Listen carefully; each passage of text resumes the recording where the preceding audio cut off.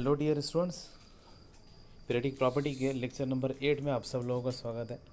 इसके पहले लेक्चर में अपने पीरियडिक प्रॉपर्टी से रिलेटेड लगभग सभी कंसेप्ट कंप्लीट हो चुके हैं।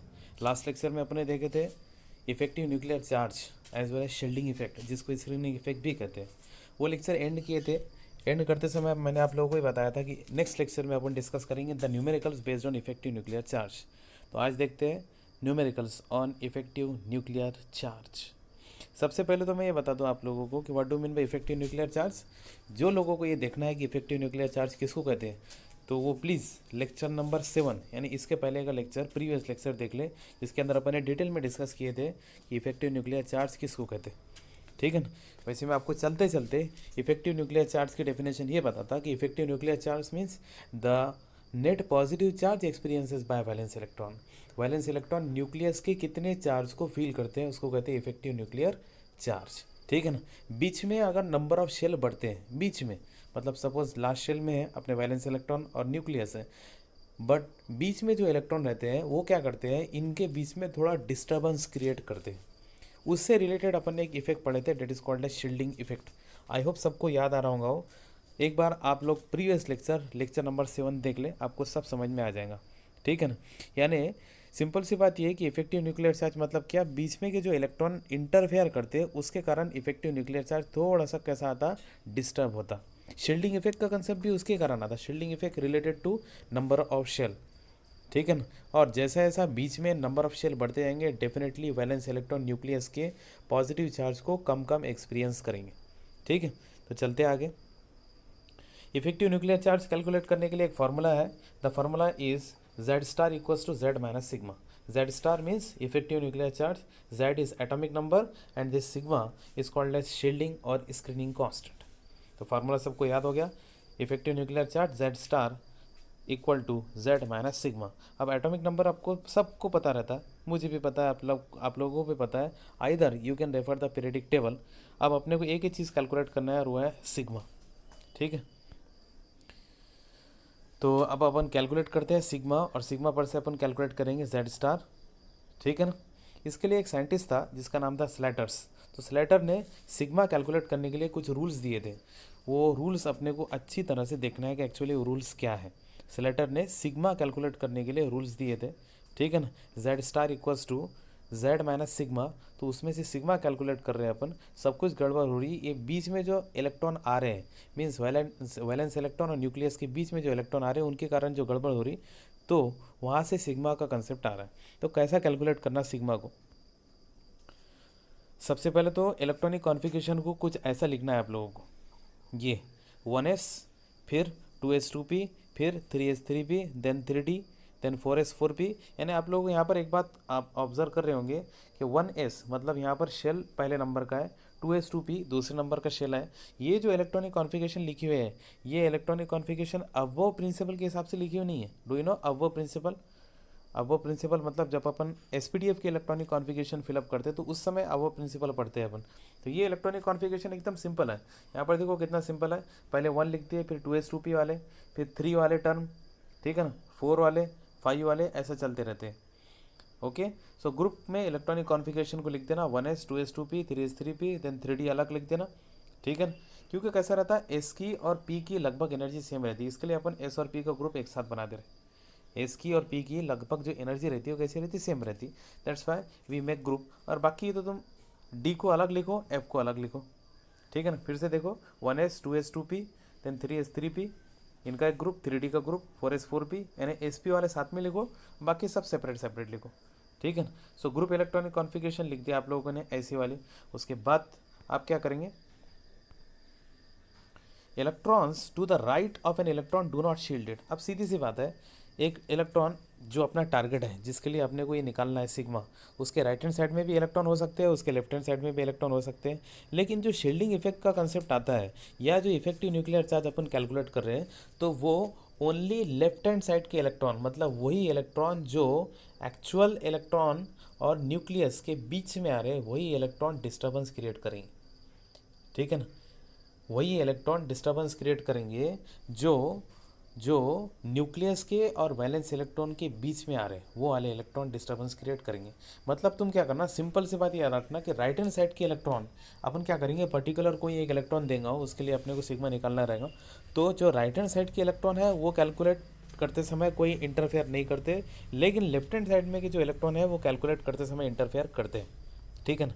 आप लोग इमेजिन करो, आंखें बंद करो, इमेजिन करो एक एटम है, न्यूक्लियस है और वैलेंस इलेक्ट्रॉन है। ठीक है ना। सपोज तुमको कोई उसके अंदर 3 शेल है, सपोज कितने शेल है, 3 शेल है, पहला दूसरा और तीसरा।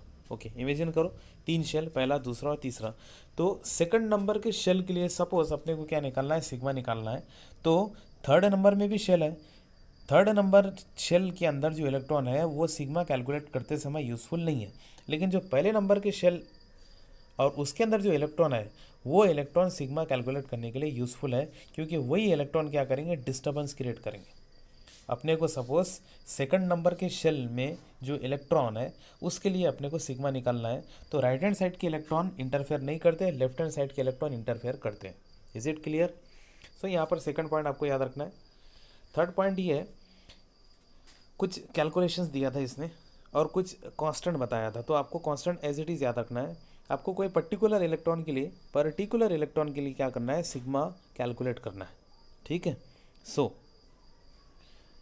अगर अपना इलेक्ट्रॉन NS और NP वैलेंसी शेल में है, ठीक है ना, मतलब लास्ट वाला जिसको अपन कहते हैं, लास्ट वाला NS रहता, या अगर P में रहा तो NP रहता, उसके पहले वाला N-1 रहता, उसके पहले वाला N-2 रहता। बराबर है कि नहीं? आपने सुने होंगे एक term ultimate shell, penultimate shell. तो सपोज N है, उसके पहले N-1 है, उसके पहले N-2 है। सो अगर अपना रिक्वायर्ड इलेक्ट्रॉन जिसके लिए अपने को सिग्मा कैलकुलेट करना है वो NS और NP वैलेंस इलेक्ट्रॉन में आता है, तो आपको वहाँ पर जो सिग्मा है उसके लिए कितनी वैल्यू लेना है पता है कि 0.35 लेना है। कितनी वैल्यू लेना है, 0.35, यानी each electron in the same group contribute 0.35। यानी सपोज इंटरफेयर करने वाले 3 इलेक्ट्रॉन है, तो आप क्या करेंगे, 3 मल्टीप्लाइड बाय 0.35। सपोज इंटरफेयर करने वाले 4 इलेक्ट्रॉन है, तो आप क्या करेंगे, 4 मल्टीप्लाइड बाय 0.35। कब? जब अपना इलेक्ट्रॉन NS और NP में रहता। मतलब जो शेल के अंदर इलेक्ट्रॉन है उसका अपन सिग्मा कैलकुलेट करें, बराबर है। सपोज वो शेल के अंदर 4 इलेक्ट्रॉन है, ध्यान से सुनना। सपोज वो शेल के अंदर कितने इलेक्ट्रॉन है, 4 इलेक्ट्रॉन है, तो उसमें से एक के लिए अपन सिग्मा कैलकुलेट करेंगे, एक समय में एक के लिए सिग्मा कैलकुलेट करेंगे, तो बाकी बचे 3। तो वो जो 3 है उनके लिए हर एक के लिए सिग्मा की वैल्यू कितनी आती है, 0.35 आती है। तो आप क्या करेंगे, उरले 3 इलेक्ट्रॉन, बाकी के 3 इलेक्ट्रॉन मल्टीप्लाइड बाय 0.35। समझ में आ गया? ठीक है ना। So each other electron in the same group, suppose अपने पास जो इलेक्ट्रॉन का अपने को सिग्मा कैलकुलेट करना है, वो जो शेल में है उसके अंदर टोटल 5 इलेक्ट्रॉन है। तो 5 में से आप क्या करना, एक इलेक्ट्रॉन तो खुद ही रहेगा जिसके लिए अपने को सिग्मा निकालना है, तो आप क्या करेंगे, बाकी 4 इलेक्ट्रॉन को ही कंसिडर करेंगे। बराबर है कि नहीं? तो 4 इलेक्ट्रॉन मल्टीप्लाइड बाय 0.35, ऐसा एक कॉन्स्टेंट दिया था इसने, स्लाइटर ने। ठीक है। सेकंड है, each electron in N-1 group contribute 0.85, यानी उसके पहले वाला जो शेल रहता है, जो शेल में अपन है वो सपोज nth शेल है, उसके पहले वाला कौन सा है, N-1 है, तो उसके अंदर हर एक इलेक्ट्रॉन का कंट्रीब्यूशन कितना लेंगे तुम, 0.85 लेंगे। ठीक है। जब अपन न्यूमेरिकल लेते हैं तो आपके और भी समझ में आ जाता है। सिमिलरली उसके पहले अगर कोई शेल है तो उसके अंदर कंट्रीब्यूशन कितना लेंगे आप, N-2 लें। N-2 शेल के लिए कितना कंट्रीब्यूशन लेंगे, हर एक इलेक्ट्रॉन का 1 का। तो आपको ये 3 पॉइंट दिमाग में बिल्कुल फिट करना है और कॉपी में नोट करना है। सबसे पहले इलेक्ट्रॉनिक कॉन्फ़िगरेशन लिखना, उसके बाद अपन एक पॉइंट लिखे कि राइट हैंड साइड के इलेक्ट्रॉन का कोई कंट्रीब्यूशन नहीं रहता। थर्ड पॉइंट है लेफ्ट हैंड साइड के इलेक्ट्रॉन का कंट्रीब्यूशन रहता है अगर अपना इलेक्ट्रॉन, ठीक है ना, सेम शेल में है, सेम शेल में है, तो वहाँ पर बाकी के जो दूसरे इलेक्ट्रॉन है तो हर एक का कंट्रीब्यूशन तुम कितना लेंगे, 0.35 लेंगे। उसके पहले वाले शेल है, उसके पहले वाले शेल को बोलते हैं N-1 शेल, तो उसके अंदर जो हर एक इलेक्ट्रॉन है उसका कंट्रीब्यूशन सिग्मा कैलकुलेट करते हैं इस समय 0.85।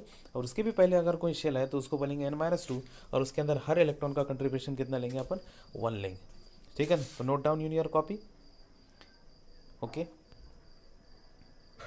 अगर इलेक्ट्रॉन ND और NF वैलेंस इलेक्ट्रॉन है तो हर एक इलेक्ट्रॉन का कंट्रीब्यूशन 0.35 रहता है।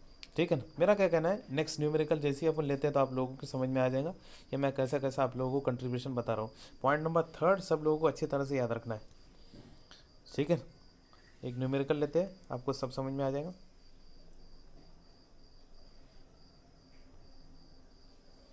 Calculate the effective nuclear charge felt by 3p electron of silicon. ठीक है ना, सिलिकॉन के अंदर 3p इलेक्ट्रॉन के लिए अपने को इफेक्टिव न्यूक्लियर चार्ज कैलकुलेट करना है। ऐसा न्यूमेरिकल आता है। ये न्यूमेरिकल जो मैं आप लोगों को पढ़ा रहा हूँ, ये न्यूमेरिकल आप अच्छी तरह से अपनी कॉपी में नोट करना।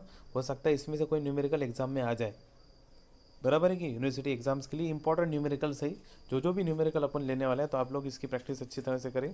सो फार्मूला तो अपने को पता है, Z star equals to Z minus sigma. सबसे पहले क्या चेक करना है, एटॉमिक नंबर कितना है।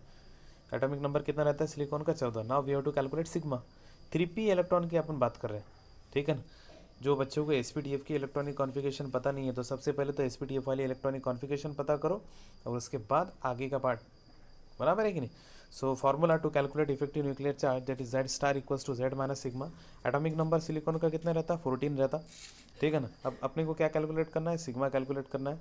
तो सबसे पहले इलेक्ट्रॉनिक कॉन्फ़िगरेशन लिख देना, लिख दिया electronic configuration 1s2 2s2 2p6 3s2 3p6, ठीक है ना। तो अपने को 3p के अंदर कोई एक इलेक्ट्रॉन का इफेक्टिव न्यूक्लियर चार्ज निकालना पड़ता है, याद रखना। इफेक्टिव न्यूक्लियर चार्ज कोई एक इलेक्ट्रॉन का निकालना पड़ता है। तो यहाँ पर आप देख रहे हैं कि लास्ट जो शेल है मीन्स 3s और 3p, टोटल इलेक्ट्रॉन कितने आ रहे हैं, इसमें 4 आ रहे हैं, बराबर है। कोई एक का अपन निकालते हैं तो बाकी इलेक्ट्रॉन बचे कितने, 3। अभी आपके वो पॉइंट समझ में आ रहा होगा जो मैं आपको इससे पहले बोल रहा था। सपोज कोई शेल के अंदर 4 इलेक्ट्रॉन है, तो एक का तो अपन इफेक्टिव न्यूक्लियर चार्ज निकालते हैं, तो अपन क्या करेंगे, बाकी 3 का ही डिस्टर्बेंस कंसिडर करेंगे उसमें, बाकी 3 का ही डिस्टर्बेंस कंसिडर करेंगे, ठीक है ना। 4 नहीं लेंगे अपन, कितने लेंगे, 3। सो लास्ट वाला चीज़ देखो, ये 3s 3p, यानी ये अपना टारगेटेड शेल है जिसके अंदर अपना इलेक्ट्रॉन है और जिसका अपने को सिग्मा कैलकुलेट करना है, ठीक है। We have to calculate the sigma. ऐसा मैं नहीं बोल रहा हूँ, ऐसा क्वेश्चन में दिया उसने, calculate the effective nuclear charge filled bye 3p electron, यानी 3p के अंदर जो इलेक्ट्रॉन है वो कितना इफेक्टिव न्यूक्लियर चार्ज, यानी वो न्यूक्लियस के एक पॉजिटिव चार्ज को कितना एक्सपीरियंस करेगा, वो अपने को कैलकुलेट करना है, बराबर। सो टोटल इलेक्ट्रॉन 3s और 3p में, यानी ये जो शेल है तीसरे नंबर का शेल, इसमें टोटल इलेक्ट्रॉन 4 है, तो एक इलेक्ट्रॉन का तो अपन कैलकुलेट कर रहे हैं, उसको छोड़ दो, बाकी बचे कितने, 3। यानी 3 इलेक्ट्रॉन डिस्टर्बेंस क्रिएट करेंगे सेम शेल के अंदर, सेम शेल के अंदर एक इलेक्ट्रॉन को 3 इलेक्ट्रॉन डिस्टर्बेंस क्रिएट करेंगे, ठीक है। इलेक्ट्रॉनिक कॉन्फ़िगरेशन लिख दिए। उसके बाद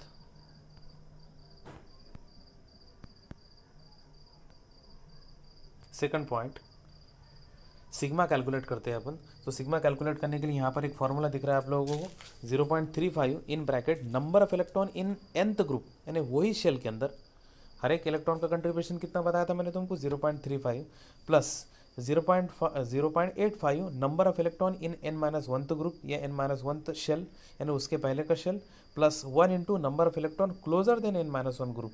क्लोजर देन कौन सा रहता है, n-2 रहता है, या उसके बाद कौन सा रहता है, n-3 रहता है।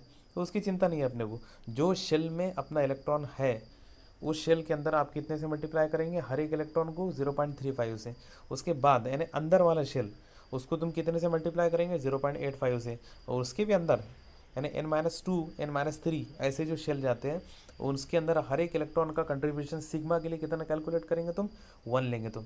ऐसा स्लेटर ने बताया था, ये 3 कांस्टेंट। आई होप ये तीनों कांस्टेंट आपको याद हो गए। पहला जो शेल के अंदर अपन है वहाँ पर हर एक इलेक्ट्रॉन का कंट्रीब्यूशन 0.35, उसके पहले हर एक इलेक्ट्रॉन का कंट्रीब्यूशन 0.85, और उसके पहले हर इलेक्ट्रॉन का कंट्रीब्यूशन 1 रहेगा, ठीक है ना। चलो चलो कैलकुलेट करते हैं। तो यहाँ पर देखो 0.35, अब मैंने तुमको पहले बताया अपने पास में 3s 3p टोटल इलेक्ट्रॉन कितने हैं, 4 है, लेकिन एक इलेक्ट्रॉन जिसके लिए अपन सिग्मा निकाल रहे हैं वो तो गया, बाकी बचे इलेक्ट्रॉन कितने, 3। तो यहाँ पर मैंने 0.35 को 3 से मल्टीप्लाई किया। Number of electron in nth group, यानी सेम शेल के अंदर कितने इलेक्ट्रॉन डिस्टर्ब करेंगे, 3 ही करेंगे। दिख रहे कितने, 4 में से 3 करेंगे, क्योंकि एक इलेक्ट्रॉन तो खुद है, खुद को थोड़ी डिस्टर्ब करेंगे।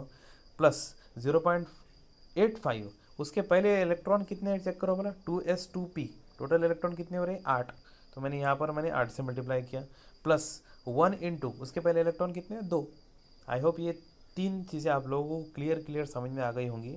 0.35 को मैंने 3 से मल्टीप्लाई किया, प्लस 0.85 को 8 से मल्टीप्लाई किया क्योंकि उसके पहले 8 इलेक्ट्रॉन है, प्लस 1 इंटू उसके पहले इलेक्ट्रॉन कितने हैं, 2। बाकी तो ठीक है, बाकी डन। सो ये आता है कैलकुलेशन 9.85।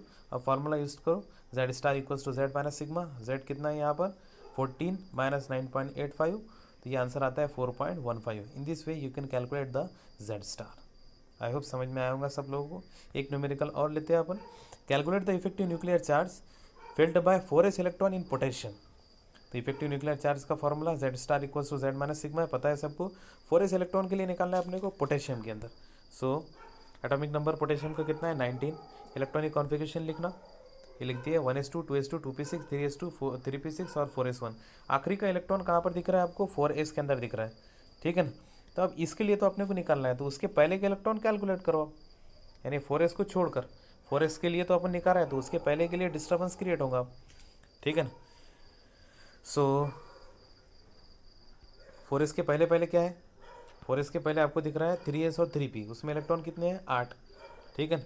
तो निकालते हैं अपन सिग्मा 0.35, ये फार्मूला जो अपन ने 2-3 बार डिस्कस की इसके पहले, इक्वल टू, अब देखो 0.35 सेम शेल के अंदर कितने इलेक्ट्रॉन है, यानी 4s है ये, इस यही इलेक्ट्रॉन के लिए अपने को निकालना है। तो ये शेल में और कोई दूसरा इलेक्ट्रॉन है ही नहीं।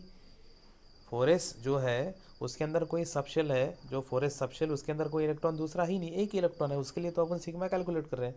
सो यहाँ पर इसको छोड़कर बाकी इलेक्ट्रॉन तो है ही नहीं, तो मैंने 0.35 को 0 से मल्टीप्लाई किया, प्लस 0.85 उसके पहले इलेक्ट्रॉन कितने हैं देखो बोला 3s 3p के अंदर 6 2 8, तो मैंने इसको 8 से मल्टीप्लाई किया, प्लस उसके पहले इलेक्ट्रॉन कितने हो रहे 6 2, ठीक है ना, और 2 है 1s के अंदर, ऐसे टोटल हो गए 6 4 10, ठीक है ना।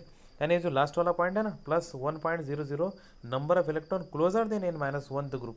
n-1 से नज़दीक कौन कौन से हो सकते हैं, n-2 हो सकता है, n-3 हो सकता है। तो 10 मतलब मैंने इसके पहले के सब ले लिया टोटल, यानी 3s के पहले जितने इलेक्ट्रॉन आते हैं ना पूरे के पूरे ले लिया मैंने, 2p में 2s में 1s में 6 और 2 8 और 2 10। देखो 2s और 2p के अंदर कितने हो रहे 8, और उसके पहले कितने हो रहे 2, तो यहाँ पर कितने हो गए 8 और 2 10, तो 10 के 10 ले लिया मैंने, यहाँ पर तोड़ तोड़ कर नहीं लिया, क्योंकि बाकी सब इलेक्ट्रॉन आखिरी के जो आते रहते हैं वो हर एक का कंट्रीब्यूशन एक होते आते हैं, तो अपन ने उसको एक साथ कंसिडर कर लिया, ठीक है ना। तो 0.35 इंटू 0 मतलब सेम शेल के अंदर और कोई दूसरा इलेक्ट्रॉन डिस्टर्बेंस क्रिएट करने वाला है नहीं, प्लस 0.85 उसके पहले इलेक्ट्रॉन कितने हैं 3s और 3p के अंदर 8, प्लस उसके पहले हर एक इलेक्ट्रॉन का कंट्रीब्यूशन एक आता है, और ऐसे इलेक्ट्रॉन कितने हैं उसके पहले टोटल 10। सो ठीक है, इसको सॉल्व करो, सॉल्व करने के बाद ये बनता है 16.8। Therefore Z star means effective nuclear charge equals to Z minus sigma. Z कितना है यहाँ पर 19 माइनस सिग्मा कितना आ रहा है 16.8, कैलकुलेट करो आंसर कितना आता है 2.20, ठीक है ना। So in this way you can calculate the effective nuclear charge. आज के लेक्चर को आपको 4-5 बार अच्छी तरह से देखना है, देखकर ये न्यूमेरिकल को नोट करना है, जहाँ जहाँ पर पॉज करने की ज़रूरत पड़े वहाँ पर वीडियो को पॉज करो, पॉज करके वो न्यूमेरिकल को नोट करो। फिर भी अगर कोई चीज़ समझ में नहीं आती तो ग्रुप पर मेरा नंबर है, चेक करो 7385775506। सो मिलते हैं नेक्स्ट टाइम, मैं आप लोगों को नेक्स्ट टाइम इससे रिलेटेड कुछ न्यूमेरिकल्स भी दूंगा as a homework, and keep practising. Okay bye.